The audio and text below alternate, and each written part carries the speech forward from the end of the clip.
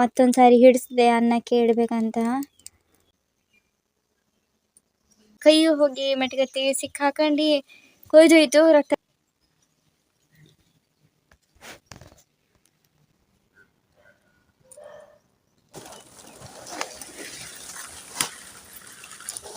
Hi guys, welcome back to my YouTube channel.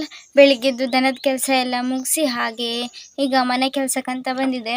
ಹಾಗೆಯೇ guys, ನೀವೇನಾದರೂ ನನ್ನ ಯೂಟ್ಯೂಬ್ ಚಾನಲ್ನ ಹೊಸದಾಗಿ ನೋಡ್ತಾ ಇದ್ರೆ ದಯವಿಟ್ಟು ಸಬ್ಸ್ಕ್ರೈಬ್ ಮಾಡ್ಕೊಳ್ಳಿ. ಹಾಗೆಯೇ ಈ ಒಂದು ವ್ಲಾಗ್ನ ಕೊನೆ ತನಕ ನೋಡಿ. ಸೊ ಗೈಸ್, ನಿನ್ನೆ ನಮ್ಮದು ಒಂದು ದೊಡ್ಡ ಕೋಳಿ ಕಾಣೆಯಾಗಿಬಿಟ್ಟದೆ. ಒಂದು 5-6 ತಿಂಗಳಿಂದ ಕೋಳಿ ಕಾಣೆಯಾಗಿಬಿಟ್ಟದೆ. ಹಾಗೆ ಅದಕ್ಕೂ ಮೊದಲು ಒಂದು ವಾರದ ಹಿಂದೆ, ಒಂದು ವಾರ ಅಲ್ಲ 4-5 ದಿನದ ಹಿಂದೆಯೇ ಇನ್ನೊಂದು ಕೋಳಿ ಮರಿ ಕಾಣೆಯಾಗಿತ್ತು. ಅದು ಸಣ್ಣದಾಗಿತ್ತು. ಫಸ್ಟು ಕಾಣೆಯಾಗಿದ್ದು ಸಣ್ಣದಾಗಿತ್ತಲ್ಲ, ನಾವೇನೋ ಹೀಗೆ ಎಲ್ಲಿ ಗುಮ್ಮ ಹೊತ್ಕೊಂಡೋಯ್ತೋ ಅಥವಾ ಏನು ಕೋಳಿ ಏನೋ ಕಚ್ಚಾಡಿ ಸಾಯಿಸ್ತೋ ಏನೋ ಅಂತ ಮಾಡ್ಕೊಂಡಿದ್ರು. ಈಗ ನೋಡಿದರೆ ದೊಡ್ಡ ಕೋಳಿನೇ ಕಾಣೆಯಾಗಿಬಿಟ್ಟದೆ. ಏನಾಗೋದಂತಲೇ ಗೊತ್ತಾಗ್ತಿಲ್ಲ. ಏನು ಮುಂಗುಸಿ ಹಿಡಿತೋ ಏನಂತ ಗೊತ್ತಾಗ್ತಿಲ್ಲ. ಈಗ ಈ ಕಡೆ ಕೋಳಿ ಕೂಗಿದ್ದು ಕೇಳ್ತಿಲ್ಲ ನಮಗೆ. ಇದನ್ನು ಕಂಟ್ರೋಲಿಗೆ ತರೋದು ಹೇಗಂತನೂ ಗೊತ್ತಾಗ್ತಿಲ್ಲ. ಏನು ಹಿಡಿತದೆ ಅಂತಲೂ ಗೊತ್ತಾಗ್ತಿಲ್ಲ ಗೈಸ್. ಈಗ 2 ಕೋಳಿ ಆಯಿತು ಕಾಣೆಯಾಗಿದ್ದು. ಇನ್ನು ಹೀಗೆ ದಿನ ಒಂದೊಂದೇ ಖಾಲಿ ಆಗ್ತಾ ಹೋದರೆ ಕೋಳಿ ಗೂಡೆ ಚೊಕ್ಕಾದಂಗೆ ಆಗ್ತದೆ. ಏನು ಮಾಡಬೇಕಂತ ಗೊತ್ತಾಗ್ತಿಲ್ಲ ಗೈಸ್. ಅದು ದೊಡ್ಡ ಕೋಳಿನೇ ಕಾಣೆಯಾಗ್ತದೆ. ಸಿಕ್ಕಾಪಟ್ಟೆ ಬೇಜಾರಾಗ್ತಿದೆ ಗೈಸ್. ಬೆಳಿಗ್ಗೆ ದೋಸೆ ಮಾಡ್ಬೇಕಾದ್ರೆ ಬೆಂಕಿ ಹಿಡಿಸಿದ್ದೇಗಿತ್ತು, ಅದು ನಂದೋಗ್ಬಿಟ್ಟದೆ. ಈಗ ಮತ್ತೊಂದ್ಸಾರಿ ಹಿಡಿಸ್ದೆ ಅನ್ನಕ್ಕೆ ಇಡಬೇಕಂತ. ಸೊ ನೋಡಿ, ಒಲೆ ಹಿಡಿಸೋದೇ ದೊಡ್ಡ ಟೆನ್ಷನ್ನು ನಂಗಂತೂ. ಈಗೇನು ಅಷ್ಟು ಆಗೋದಿಲ್ಲ, ಮಳೆಗಾಲದಲ್ಲಂತೂ ಇನ್ನೂ ಸಿಕ್ಕಾಪಟ್ಟೆ ಬೇಜಾರಾಗ್ತದೆ. ಯಾಕಂತಂದರೆ ಸೌದೆ ಎಲ್ಲ ಒಂದೊಂದು ಹಸಿ ಇರ್ತದಲ್ಲ, ಈಗೇನಷ್ಟು ಪ್ರಾಬ್ಲಮ್ ಆಗೋದಿಲ್ಲ. ಯಾಕಂತಂದರೆ ಸೌದೆ ಒಣಗಿದ್ದೇ ಇರ್ತದೆ, ಹಾಗೆ ಬೇಗ ಹಿಡಿದು ಬಿಡ್ತದೆ. ಹಾಗೆ ಈಗ ಗೈಸ್ ಅನ್ನಕ್ಕೆ ಇಡಬೇಕು, ಆಮೇಲೆ ಸಾರು ಮಾಡಬೇಕು, ಪಾತ್ರೆ ತೊಳಿಬೇಕು, ಸುಮಾರು ಕೆಲಸ ಇದೆ.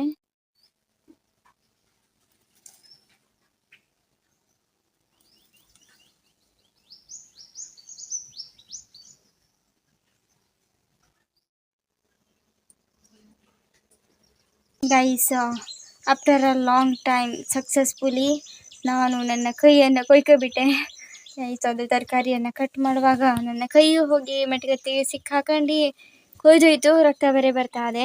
ಇದು ಒಂದು ಲೆಕ್ಕಕ್ಕೆ ನೋಡಿದರೆ ಇದು ಸಣ್ಣ ಗಾಯ ಗೈಸ್. ಇದಕ್ಕಿಂತ ದೊಡ್ಡ ಗಾಯ ಎಲ್ಲ ಆಗಿತ್ತು ಮೊದಲು. ಹಾಗೆ ಇದು ಗೈಸ್ ಸಣ್ಣ ಗಾಯ ಆದರೂ ಸಿಕ್ಕಾಪಟ್ಟೆ ಪೇನ್ ಆಗ್ತಾ ಇದೆ.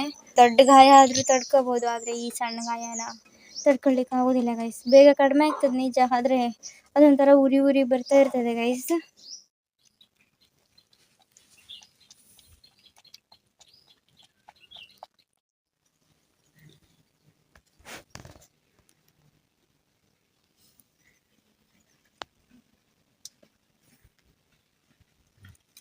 ಕೆಂಚ ಕೆಂಚ ಎಷ್ಟು ಚಂದ ಬಂದು ಮಲ್ಕೊಂಡು ನೋಡಿ ಅವ. ಮಧ್ಯಾಹ್ನ ಊಟ ಮಾಡಾದ್ಮೇಲೆ ಇಲ್ಲೇ ಬಂದು ಮಲ್ಕೊಂಡವನೇ ಅವಾಗಲಿಂದ. ನೋಡಿ, ಕರೆದ್ರೆ ಎಚ್ಚರ ಇಲ್ಲ. ಮತ್ತೆ ಕೆಂಚ ಇಲ್ಲ, ಗಾಢ ನಿದ್ರೆ ಬಂದಿದೆ ಅವನಿಗೆ. ಈಗ ಹೇಳೋದು ಎಷ್ಟು ಗಂಟೆಗೆ ಅಂತ ಹೇಳಲಿಕ್ಕೆ ಆಗೋದಿಲ್ಲ, ಆ ಥರ ನಿದ್ರೆ ಬಂದಿದೆ ಅವನಿಗೆ. ಎದ್ದ ನೋಡಿ ಕೆಂಚಣ್ಣ. ಕೆಂಚ ಮಲ್ಗು ಮಾರಯ್ಯ ನೀನು. ಹೋಗಿ ಬಿಸಿಲಲ್ಲಿ ಬಂದು ಮಲಗಿದೆಯಲ್ಲೋ ಕೆಂಚಣ್ಣ. ಕೆಂಚ, ಅಯ್ಯೋ ಮೈ ಮುರಿಯೋದು ಬೇರೆ, ಮತ್ತಲ್ಲೇ ಮಲಗ್ದ ಕೋಣನಂತವ.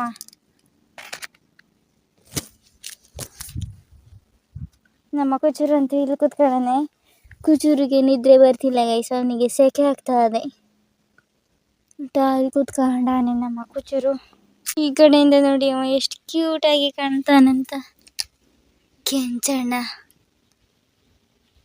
ಇವ ಅಂತೂ ಇಲ್ಲಿ ಮಲಗನೆ ಬಾಬು ಅಂತೂ ಏನು ಕೇಳ್ತ್ರಿ, ಗಾಢ ನಿದ್ರೆ. ಇಲ್ಲಿ ಮಲ್ಕೊಂಡಾನೆ ಅವಾಗಲಿಂದ ಕುರ್ಚಿ ಮೇಲೆ. ನೀನೊಂದು ತೀರ ನಾನೊಂದು ತೀರ ಆಗಿಬಿಟ್ಟಾರ ಅವರು. ಸಿಟ್ಟು ಬರ್ತದೆ ಮತ್ತೆ ಗೈಸ್. ಈಗ ಸಂಜೆ ಆಯಿತು, ನಮ್ಮನೆ ಬೆಕ್ಕುಗಳದ್ದು ನಿದ್ರೆ ಎಲ್ಲ ಮುಗಿದು ಈಗ ಆಟ ಮತ್ತೆ ಸ್ಟಾರ್ಟ್ ಆಗದೆ ನೋಡಿ. ಕೆಂಚ ಮತ್ತೆ ಬಾಬು ಚೀಕು ಅಲ್ಲಿದ್ದಾರೆ ನೋಡಿ.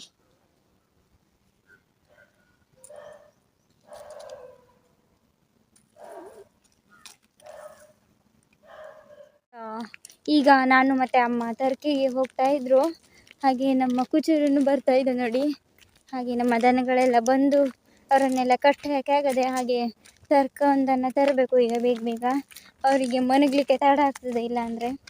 ಸೊ ಎಲ್ಲಿ ತರ್ಕ ಬಿದ್ದದಂತ ಫಸ್ಟ್ ನೋಡಬೇಕು, ಆಮೇಲೆ ಬರ್ಬೋದು. ನಾವು ಬರುಗುವ ಜಾಗ ಇಲ್ಲೆಯಾ, ಇಲ್ಲಿ ಸಿಕ್ಕಾಪಟ್ಟೆ ತರಕ ಬಿದ್ದುಬಿಟ್ಟದೆ. ಇಲ್ಲಿ ಬರಲೇ ಇಲ್ಲ ಇದು ನಾವು ಈ ಕಡೆ. ಹಾಗೆ ಇಲ್ಲಿ ಬರ್ಗಿ ತಗೊಂಡು ಹೋಗಬೇಕು. ನಮ್ಮ ಕುಚೂರು ಅಂತೂ ಹೆದರ್ತಾ ಬರ್ತಾವನೆ.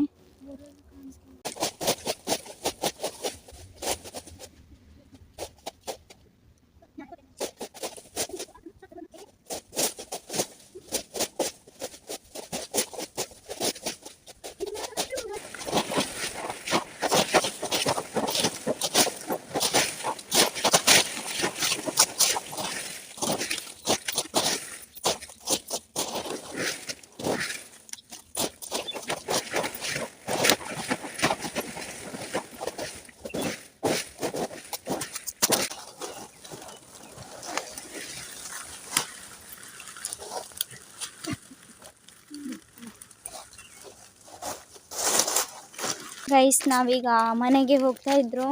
ಹಾಗೆಯೇ ಈ ಒಂದು ವ್ಲಾಗ್ನು ಇಲ್ಲಿಗೆ ಎಂಡ್ ಮಾಡ್ತೇನೆ. ನಿಮ್ಗೇನಾದರೂ ನನ್ನ ಈ ವ್ಲಾಗ್ ಇಷ್ಟ ಆಗಿದ್ದರೆ ಲೈಕ್ ಮಾಡಿ, ಶೇರ್ ಮಾಡಿ, ಕಮೆಂಟ್ ಮಾಡಿ. ಹಾಗೆಯೇ ನನ್ನ ಯೂಟ್ಯೂಬ್ ಚಾನಲ್ನ ಸಬ್ಸ್ಕ್ರೈಬ್ ಮಾಡಿ. Thank you so much for watching ಅಂತ ಹೇಳ್ತಾ ಮುಂದಿನ ವ್ಲಾಗ್ನಲ್ಲಿ ಸಿಗುವ. ಅಲ್ಲಿಯ ತನಕ ಟಾಟಾ, ಬೈ ಬೈ ಗೈಸ್.